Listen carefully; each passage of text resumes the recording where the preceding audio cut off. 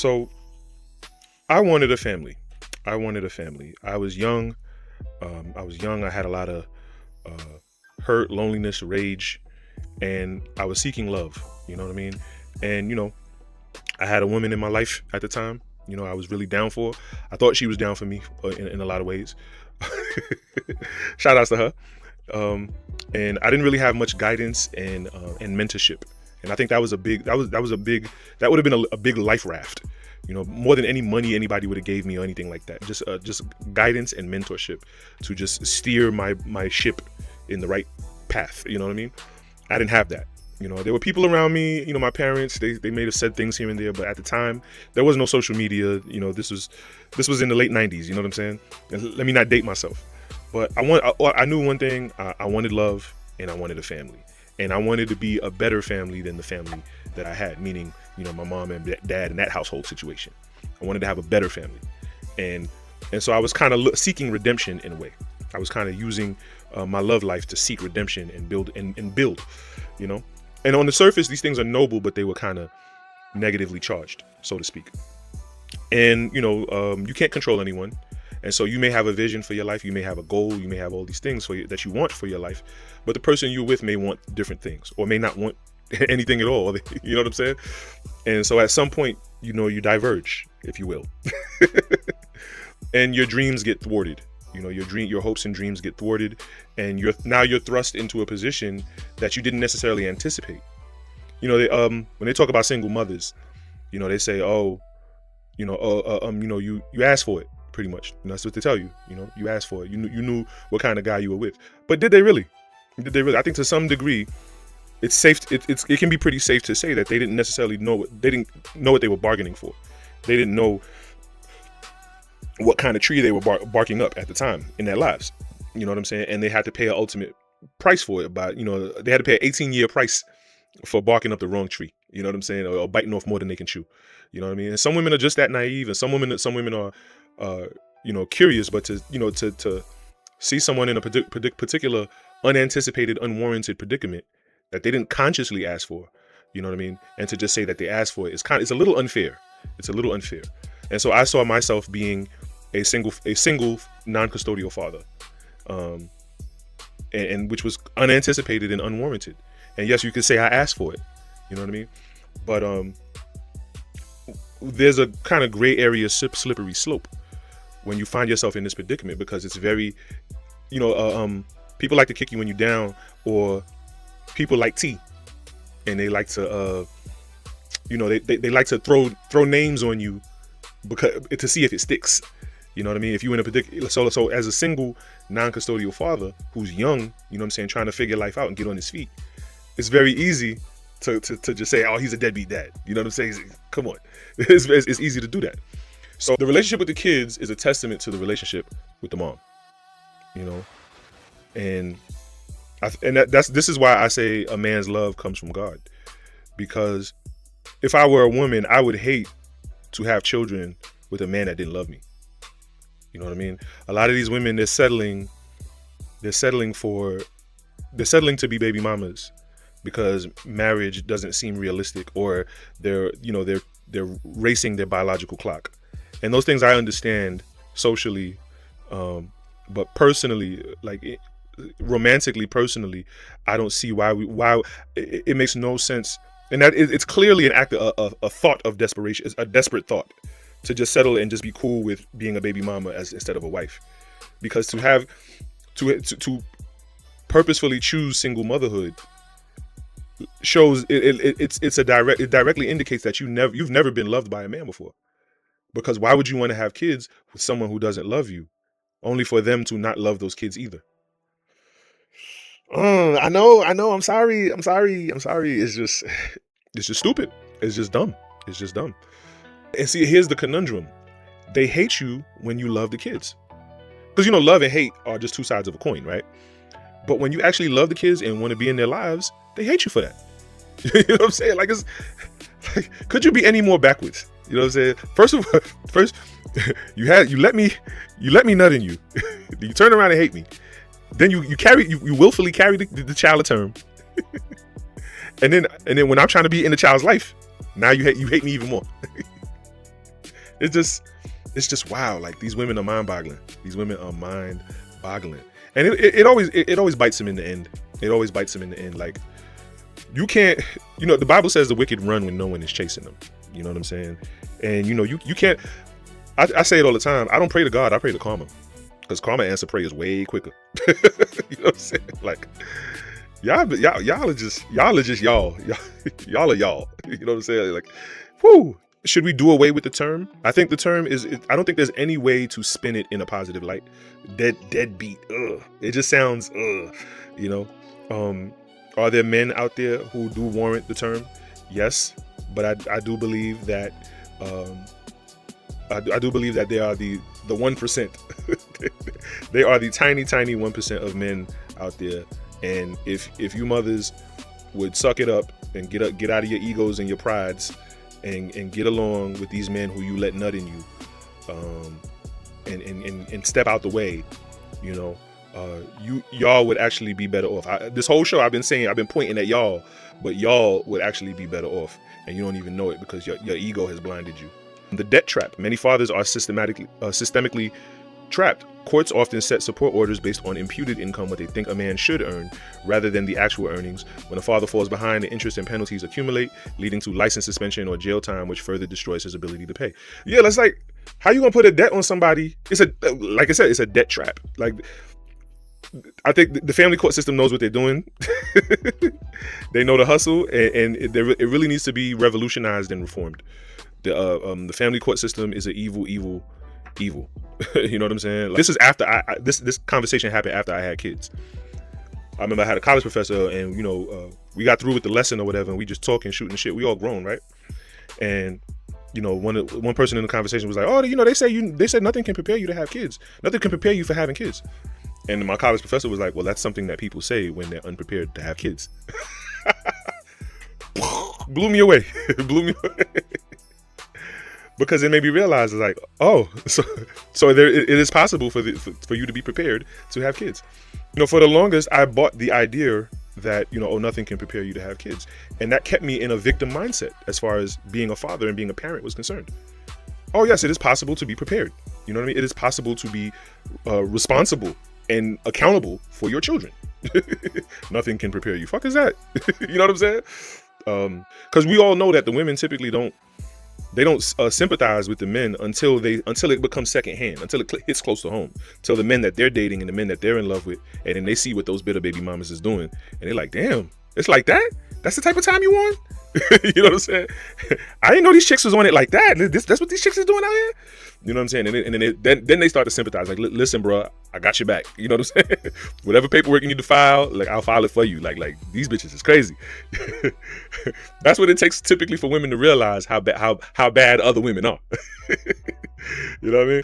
I notice a lot of times, I think a big reason I loved my kids was because I love their mother.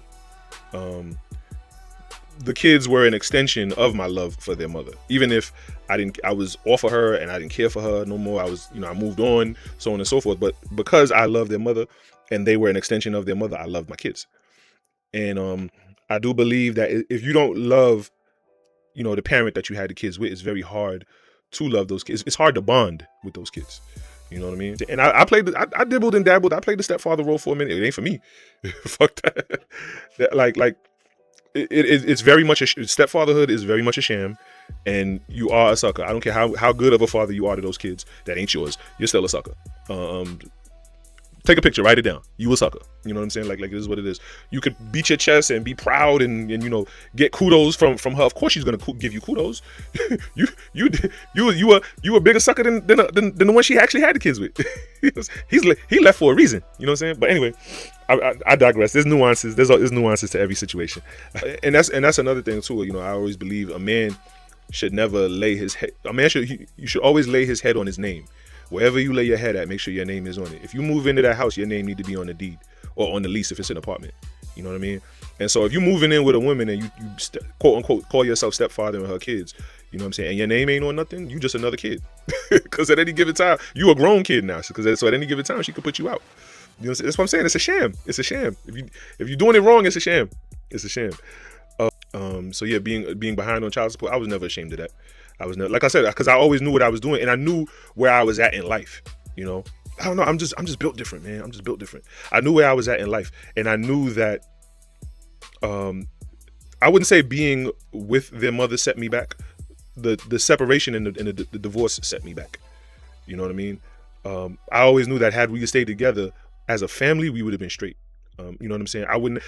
This is why I always say that had I decided to be a deadbeat, I'd be living on a yacht, simply because the decisions I would have made, and there were many decisions I made that would have separated me from my kids, but would have put me in position to live well and make decent money and make great money. You know what I'm saying? But I waived all of that to be in their lives and to be participative and not be a deadbeat. And in choosing not to be a deadbeat, I was called a deadbeat. You see what I'm saying? You see the psychosis? But no one really understood that. You know what I'm saying? Until I broke it down. You know what I mean? I do believe like women like to say things that make them feel good, especially when it comes to kids. You know, but I do believe to some degree, like, I don't think children are a blessing or a curse. They just exist. Because there's a lot of people walking around in this world today that we all know are not blessings to anyone. You know what I'm saying? So how can you call children a blessing? Yeah. But then I always believe, no one sees through a woman's bullshit better than a woman. You know what I mean? That's why anytime I went to family court, I'd always look for a female judge. You know what I'm saying? No matter what. This is where a lot of the quote unquote deadbeat dads are. You know, a man can only spread himself but so thin. And to take care of, he has to choose whether he wants to take care of his kids and put up with that woman's bullshit, or just be over here and kick his feet up. You know what I'm saying? Like, you know, and you know, what I notice a lot of times is a lot of these quote unquote stepfathers, they're not really participant with the kids. You know what I'm saying? They're just more so like, I'm here for her. I'm just along for the ride. And it's hard to be a man in a household like that. You know what I mean? It's hard. Another reason I say stepfatherhood is a sham, because it's hard to feel like a man in a household where mama has the last say so. It's hard to feel like a man around kids. You know, it's hard to feel like a father around kids you can't whoop. You know what I mean? Like it's all the odds are against you. Like, and it's subtracting everything from you but adding none to you. It's just you know, and what do you get in the end? You mean to tell me you really gonna put those kids on your will? Those kids that ain't yours, you gonna put them on your will? Really? That's what you gonna do? You gonna put them as beneficiaries on all your assets and your insurances? Would you really? That's what you gonna do? You know what I'm saying? Like, it's taking away everything from you and giving nothing back. What, it makes you feel like a man? Like, shut up, dummy. Stupid. You know what I'm saying? Like, no, nothing, none of that matters. But I digress. Proximity and ease. It is emotionally and logistically easier to parent a child who lives in the same house. A father may provide for his new partner's children because he sees the immediate impact of his efforts. And see, there it is. It makes more sense. It's more economic. You know what I'm saying? He could pay child support and not know what the hell she's doing with the child support. You know what I'm saying? He's like, yo, I gave you money for this. Why the kids ain't got this and that? And she's like, oh, but you ain't give me enough. Like, what is enough? You know what I'm saying? So it's like, oh, you know what I'm saying? Y'all hungry? Here's some food. Boom, right there. I see where my money's going. You know, riding the bike and all of that. Yeah. Listen, there ain't nothing can change your DNA. You know what I'm saying? People can do what they want. People can say what they want, but that child is still your child. That's one thing I always stood on too. You know, that's one thing I always had to hang my hat on. You know, I don't care what anyone says. He's still my child. You know, that child is still my child. I'm still their father. None can change that. And so, yeah, you know, his first this and his first that. Those are memories, whether you miss them or not. I make my memories. You know what I'm saying? That's one thing I always say. I take my flowers. I make my memories, and I take my flowers. So it's up to that father to be more. It's up to that father to be proactive. But I wanted to take time in this episode to excavate the topic of deadbeat dads. Let's talk about it. And it's funny, these quotes and these sayings, you know, people, they make sense and they sound good and they're comforting and relieving. You know what I mean?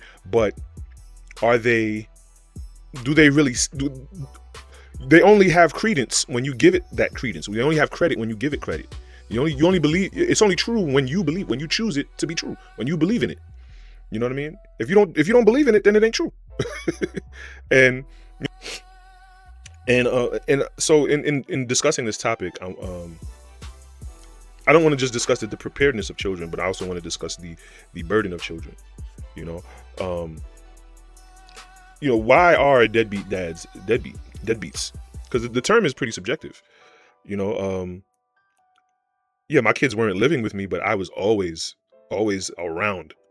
If not every other day, at least a few times a week, something. I was there. You know what I'm saying? I followed them across the country.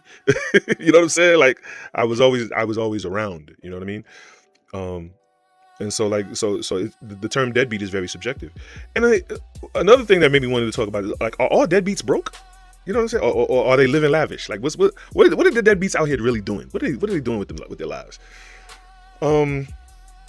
Yeah. So are they broke, or are they enjoying life? And if they're enjoying life, that's assuming that the mother isn't. So if the mother's not enjoying life, are children really a blessing? Because she's the one with the kids, right? She has the blessing. You know. And so if the quote unquote deadbeat dad is out here balling and living lavish, and he's better off without the kids.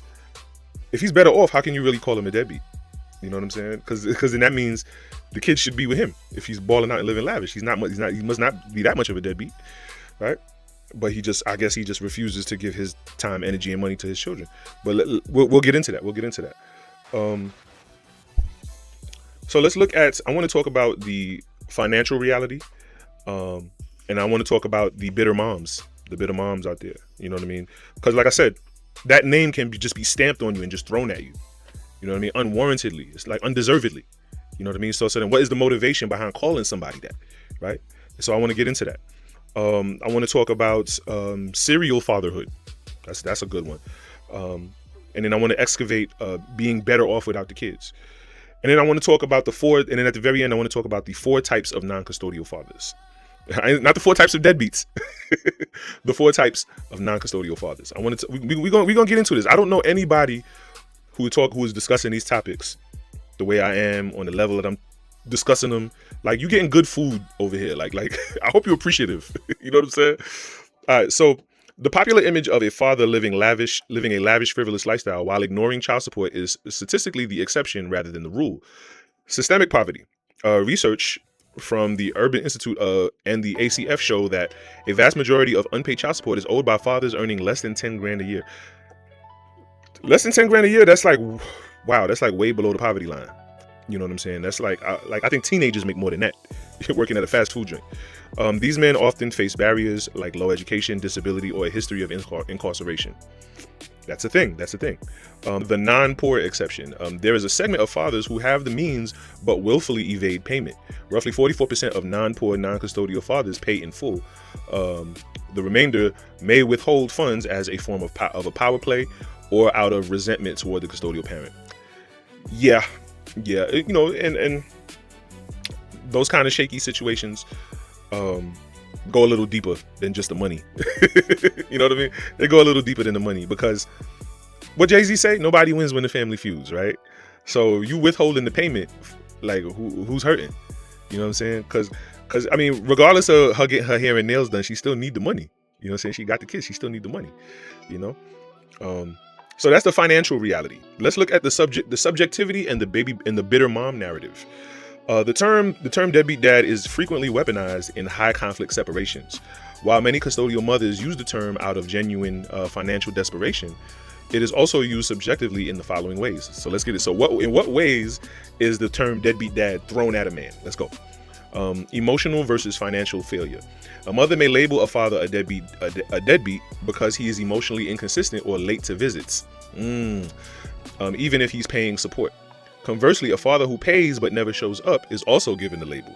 So it's like, you damned if you do, damned if you don't. Like, what do you really want? Do you want me to pay the child support, or do you want me to show up? Like, So what in what ways is the deadbeat dad term thrown at a father? Emotional versus financial failure. Gatekeeping. In some cases, a father's absence is not a choice. Here we go talking about parental alienation. If you go to the website prosperunlimited.com, I have a whole series laid out on postpartum and parental alienation. How postpartum leads to parental alienation. Get into it. But maternal gatekeeping occurs when a custodial parent limits access to the child if a father feels he is being treated as an ATM with no parental rights. And this is why it's important not only to set up child support, but it's also important to set up visitation. He is statistically more likely to withdraw entirely. Yeah, because it's not worth it. Like he's looking at the economics of it. He's like, yo, I'm paying the child support. Like, I gotta pay to see my own children. You know what I mean? But she don't care. Nobody wins when the family feuds. She don't care. You know what I'm saying? So gatekeeping, emotional versus financial failure, and gatekeeping. The third one, in what ways? What are the 3 ways that a woman will throw the deadbeat dad term on a man? Is using shame. The last one is using shame as leverage. The label originated in the 1970s specifically as a tool for social shaming to increase state revenue through child support. Yeah, shame. So it's basically all revolving around shame. Yeah. So serial fatherhood.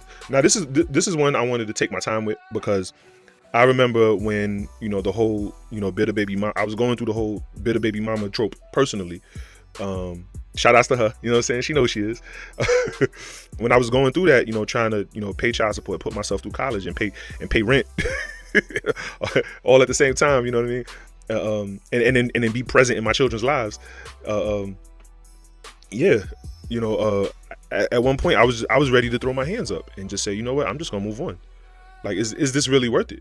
You know what I'm saying? In the same way, with all, like, I got to deal with all of this. And one of the most painful patterns observed in sociology is serial fatherhood, where a man disengages from his biological children while becoming an active father or stepfather in a new household.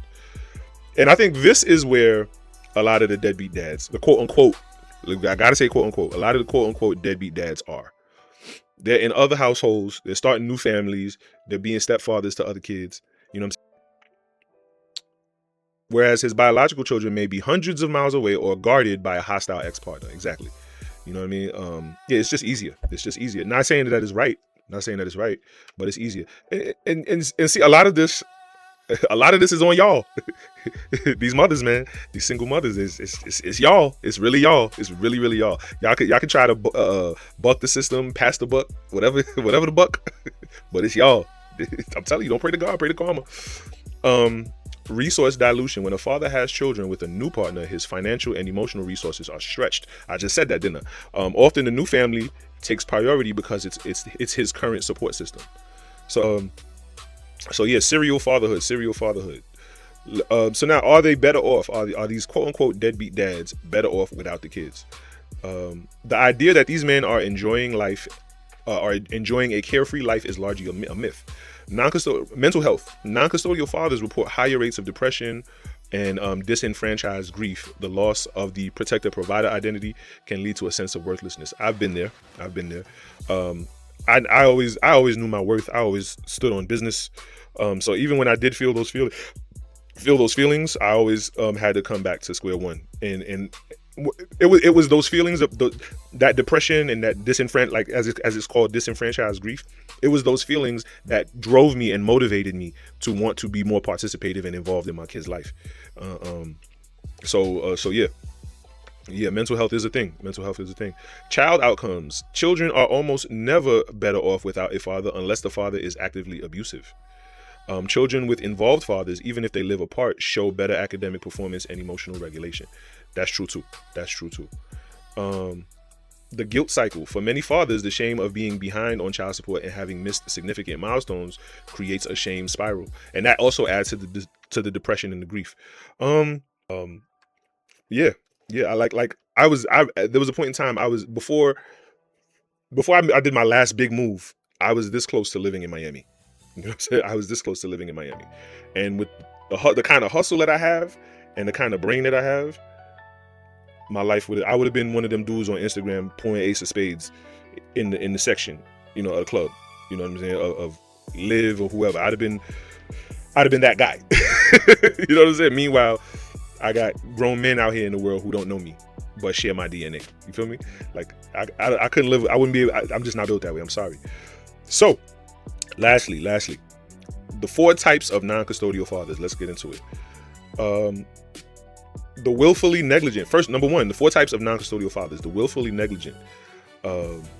The true deadbeat has money but chooses not to provide. That's the true deadbeat. That's the true definition of a deadbeat. Has money but chooses not to provide. The ones living lavish, the ones out here balling and you know what I'm saying, making it rain. Meanwhile, their kids don't know them. That's a true deadbeat. The kids are struggling and starving and don't know them, and they out here balling. Those guys are the huge minority. You know what I'm saying? But those are the true deadbeats. Number two. So the first type of non-custodial father is the willfully negligent one, right? Number two, the second type of non-custodial father, the systemically trapped, the dead broke father, not the deadbeat. He's not a deadbeat. He's dead broke, who wants to provide but is unemployed or in debt. Okay, that's understandable. That's reasonable. You know what I'm saying? It's reasonable because it's, you know, there's a reason behind it, right? So that's number two. So the first one is willfully negligent. Number two is systemically trapped. Number three, the third type of non-custodial father is the emotionally avoidant. This engages because because the emotional or legal warfare with the mom is too painful. Exactly. That's not a deadbeat at all. That's just a nigga that's tired. Like, that's a motherfucker that's tired. I know that feeling.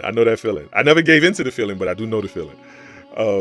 So the four types of non-custodial fathers: number one, willfully negligent; number two, systemically trapped; number three, emotionally avoidant; and number four, the last type of non-custodial father is the actively alienated, wants to be involved but is legally or physically prevented by the other parent.